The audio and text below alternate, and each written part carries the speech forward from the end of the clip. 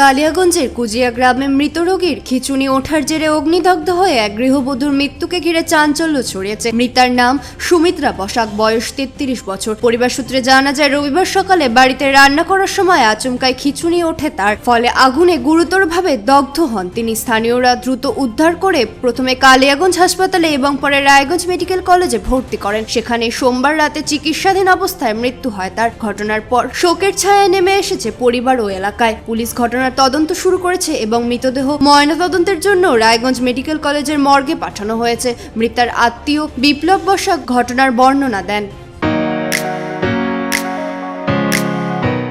রায়গঞ্জের নিশীথ সরণিতেই মিলছে ফ্যাশনের সেরা কালেকশন। রায়গঞ্জবাসীর জন্য একদম পকেট ফ্রেন্ডলি দামে এখন ট্রেন্ডি পোশাক থেকে শুরু করে এথনিক কালেকশন সব একসাথে। হ্যাঁ, আমরা বলছি আজকালের কথা। এখানে মিলছে এক ছাদের নিচে পরিবারের সবার জন্য পোশাক, মহিলা, পুরুষ আর শিশুদের জন্য অসাধারণ কালেকশন। মহিলাদের জন্য মন কাড়া শাড়ি, ব্লাউজ আর এথনিক কালেকশন।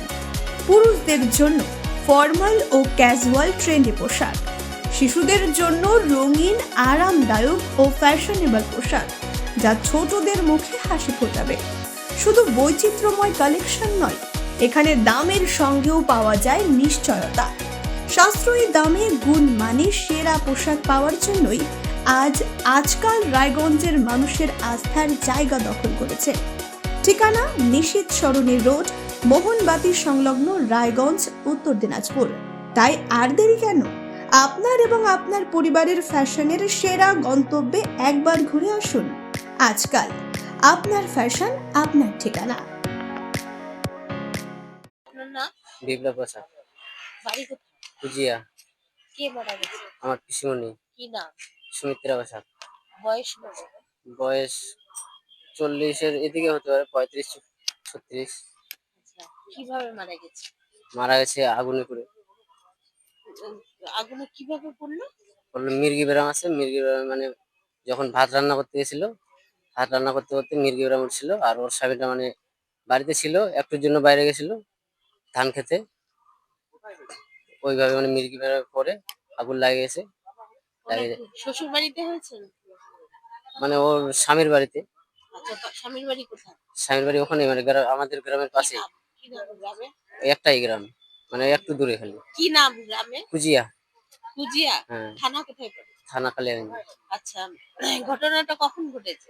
ঘটনাটা কালকে ওই 10টা-11টার দিকে। সকাল 10টা-11টা? হ্যাঁ, সকাল 10টা।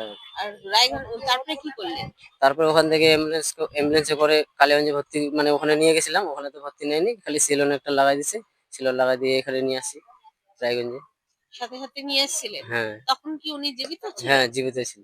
মারা গেছেন কখন? মারা গেছে আজকে ভোর 4টার দিকে। আজকে ভোরে 4টা? হ্যাঁ। আচ্ছা, ঘটনাটা ঘটেছে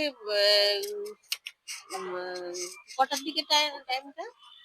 টাইমটা সকাল 10টা বললেন? 10টা-11টা তেমনই হবে। তখন তো আর টাইম দেখিনি। আচ্ছা, উনি উনি ওনার বিবাহিত না? হ্যাঁ। ওনার স্বামী কি করে? কি করে? কিছু করে না, কৃষি কাজ করে, এগুলাই করে। স্বামীর নাম কি? স্বামীর নাম দমাসু ছেলে সরকার। মেয়ে আছে? একটা মেয়ে আছে। আচ্ছা, উনি ছেলে মেয়ে আছে না? হ্যাঁ, একটা আছে মেয়ে। মেয়ের বয়স কত? মেয়ের কত 6 বছর হতে পারে, 6 বছর। ওনার কি বাবার বাড়ি থেকে কোনো অভিযোগ হয়েছে? বাবার বাড়ি না। রায়গঞ্জ থেকে বিথিকা পালের রিপোর্ট, কুলিক নিউজ।